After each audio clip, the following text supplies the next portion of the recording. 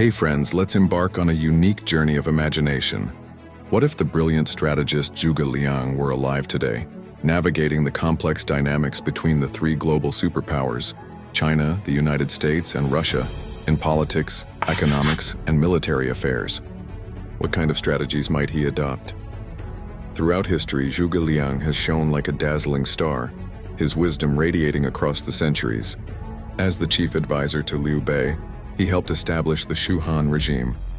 With exceptional foresight and uncanny intelligence, he wrote a legendary chapter in a time of chaos.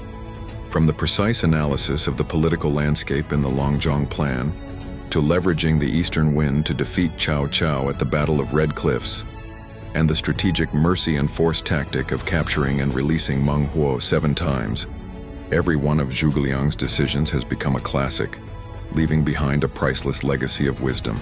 Today, the world order is ever-changing. The US, China, and Russia all play pivotal roles on the international stage. The United States, as the world's only superpower, wields overwhelming strength in military, technology, and economics, and has long pursued hegemonic policies to control global order. Since its reform and opening up, China has rapidly developed its economy, achieving global recognition in manufacturing, e-commerce, and 5G technology, and is increasingly central in world affairs. Russia, inheriting much of the Soviet Union's military legacy, possesses powerful nuclear deterrence and abundant energy resources, giving it a strong voice in global matters. In such a complex and shifting international climate, if Zhuge Liang could travel through time and arrive in the modern world, he might very well use his unmatched intellect to skillfully navigate the power dynamics among these three nations, contributing unique insight to global peace and development. Zhuge Liang's core strategy shines especially through his mastery of alliance and balance of power. During the warring chaos of the Three Kingdoms, his Longzhong Plan proposed the famous strategy of allying with Sun Wu to resist Cao Cao. At the time, Cao Cao, holding the emperor under his control, was the strongest power, occupying vast northern territories and commanding numerous skilled generals and advisors. Liu Bei, on the other hand, had a weak position with only a small army and limited territory. Zhuge Liang keenly observed that Sun Quan held the southeast and had sufficient strength, but also faced pressure from Cao Cao.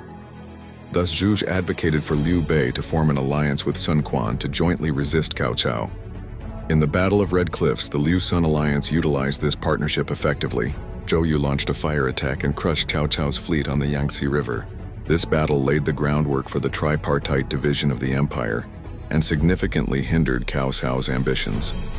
Zhuge Liang's ally with Sun to resist Cao strategy skillfully leveraged the conflict between Cao Cao and Sun Quan, using the alliance to strengthen their position and curb Cao Cao's expansion. If applied to today's world, where the US asserts unilateral power through military and economic dominance, threatening global peace and stability, Zhuge Liang would likely advocate deeper cooperation between China and Russia.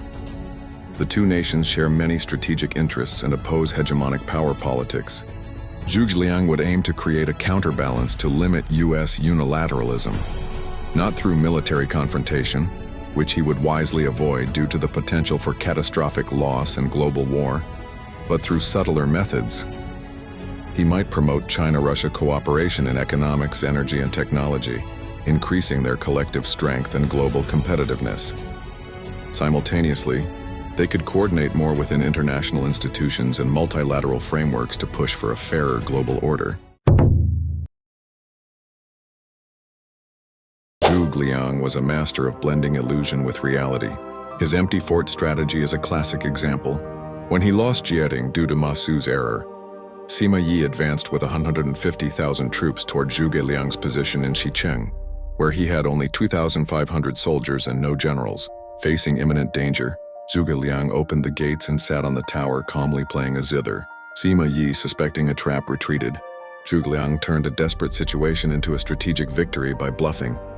The borrowing arrows with straw boat strategy shows his brilliance in resource integration. Trapped by Zhou Yu's challenge to produce 100,000 arrows in 10 days, Zhuge Liang promised delivery in 3. On a foggy day, he sent boats covered in straw toward Cao Cao's camp, provoking a volley of arrows that filled the straw targets. Mission accomplished. In today's world, where hard military power is no longer the only solution, Zhuge Liang might adopt economic and technological strategies to counter adversaries. He could promote initiatives like the Belt and Road Initiative, BRI, akin to borrowing arrows, by pooling resources to build infrastructure, trade routes, and strategic partnerships across Eurasia and beyond. Through BRI, China can deepen ties with partner countries, optimize resource allocation, and create mutual benefits while enhancing its global influence. This mirrors Zhuge Liang's strategic use of illusion and resourcefulness to achieve objectives without direct conflict. Zhuge Liang always prioritized moral legitimacy. In his memorial on sending troops, he emphasized the righteousness of reviving the Han dynasty, seizing the moral high ground to win public support. Though the Han had declined, it still commanded respect among the people. By invoking its restoration, Zhuge Liang sought both to honor Liu Bei's will and to rally popular backing for his campaigns.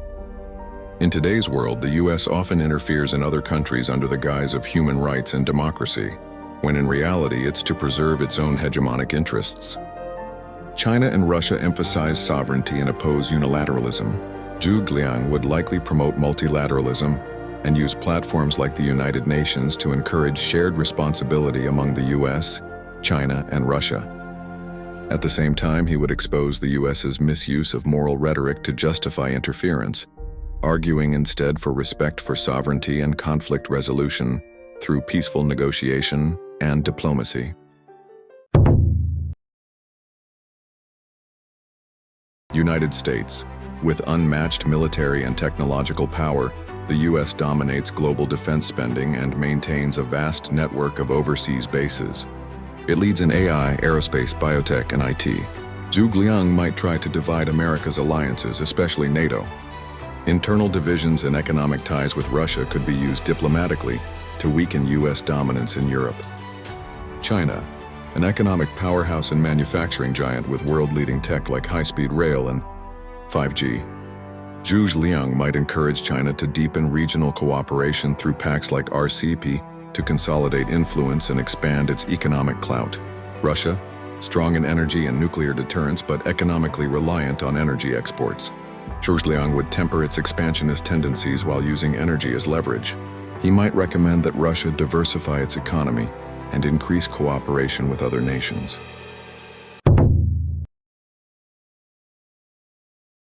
Zhuge Liang would promote a non-military alliance between China and Russia, based not on defense commitments but on shared interests.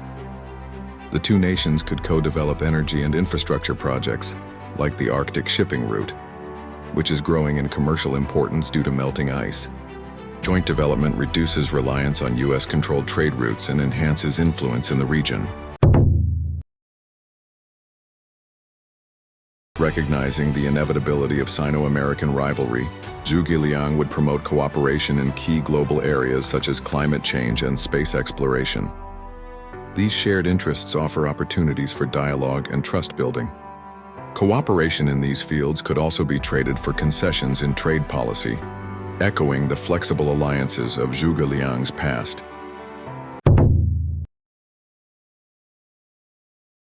Against the US, China should expand markets in Asia, Africa, and Latin America. These regions offer immense potential and demand. Strengthening ties with them can reduce dependence on the US, undermine the dollar's dominance, and promote the internationalization of the yuan, just like borrowing arrows from a rival's arsenal. With Russia, China can offer investment in exchange for stable energy supply. By funding Russian infrastructure and energy development, China can secure its energy needs and foster deeper bilateral ties. This gentle strategy boosts mutual trust and prevents Russia from leaning toward the US. To avoid misjudgments and unnecessary conflicts, Zhuge Liang would establish trilateral hotlines and joint military exercise protocols among China, the US, and Russia, providing quick communication, channels to diffuse crises and ensure strategic stability.